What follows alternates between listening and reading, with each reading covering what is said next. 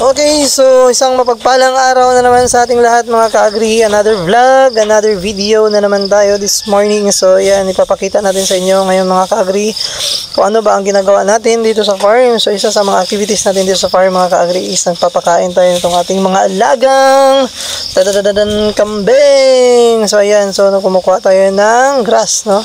So itong grass na ito, isang common name nito dito sa amin is napier. No, napier, isang uri ng grasses na ating pwedeng ipakain natin sa ating mga alagang kambing. So pwede mo siya ipakain ng direct na ipakain or direct feeding, or at the same time pwede natin siyang gawing silage, no? Isa siyang sangkap ng ating silage. So sa ngayon hindi pa ako gumagawa ng silage mga ka-agri kasi nga wala pa akong machine. So medyo mahirap mag-chop, but plano ko later magbibili ako ng ating itong chopper, no? Bibili tayo ng chopper nang sa ganun din tayo mahirapan mag-chop at makakagawa tayo ng silage. So ang purpose ng silage is para at least maipo natin, no, or matago natin, and kung kinakailangan ipakain sa ating kambing, available na siya, no, readily available. So at least naka-imbak itong ating silage. So madali lang gumawa, ipapakita ko sa inyo yan next video. So sa ngayon is direct muna ang ating feeding kasi nga ito yung machine. At the same time, 4 or 5 pa lang kasi itong ating kambing. So medyo hindi pa siya ganun karami.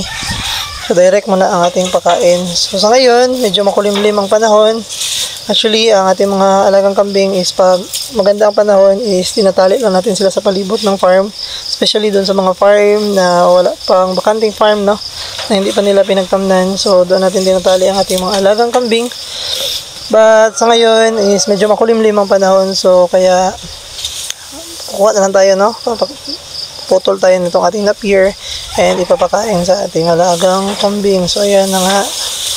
So early in the morning, pagkagising sa umaga is papunta ako dito sa farm. So papakain tayo ng ating mga alagang hayop, mga manok and kambing.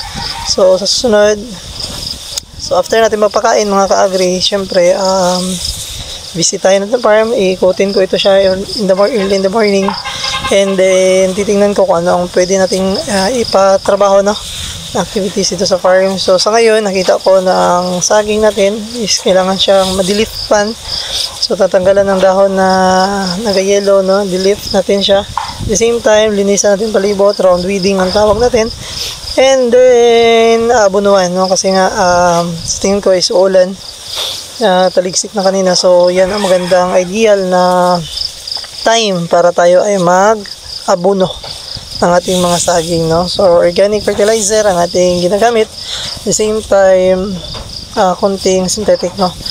So ayun na nga mga ka-agri. So yan, pinapakain na natin ang ating mga kambing. So after nito is magpe-prepare na ako na papunta sa school. So ang time natin ngayon is 5:50 AM. So malapit na mag 6 AM. So at the 6:30 is maliligo na tayo, and 7 pupunta na tayo sa school. So medyo malapit lang kasi ang school dito sa aming bahay. So kaya hindi tayo masyado, mga 15 minutes abot nung karating na tayo. So ayan ang ating mga kambing. So they're so happy, no, na napakain natin sila. So ayan pangalan nito si Juicy. So ito si Gigi, no, si Gigi isang babae, pinalaga sa atin ng ating kaibigang si Boss Carl. So buntis ito si Gigi mga ka-agri. I think 1.5 months na ang kanyang tiyan. So maybe mga anak ito. So susunod, no. So yan si Cheryl at si Cheryl, no. Nabili ko itong kambing na ito kay Madam Cheryl. So pinangalan ko ang mga kambing natin mga ka-agri sa mga nagbenta sa atin. So itong ating barako ay si Glenn. Si Glenn, itong ating barako, yan, si Glenn. So yan ang ating bur. Bur ba ang tawag nito? Bak. I don't know. Hindi po sure ang term mga ka-agri, no. So yan ang ating mga kambing dito sa farm. So 4 lang ang ating babae and 5 ang lalaki. So ang isang babae is hindi pa siya yan pa, baby pa, no. So yan ang ating mga kambing. So nag-enjoy silang kumakain ng ating napier grass. So ayan lang mga ka-agri. So ito ang ating farm. So after nito ating pangpakain ng kambing, iikutin natin itong farm. Titingnan natin kung ano ba ang pwede nating magawa ngayong umaga.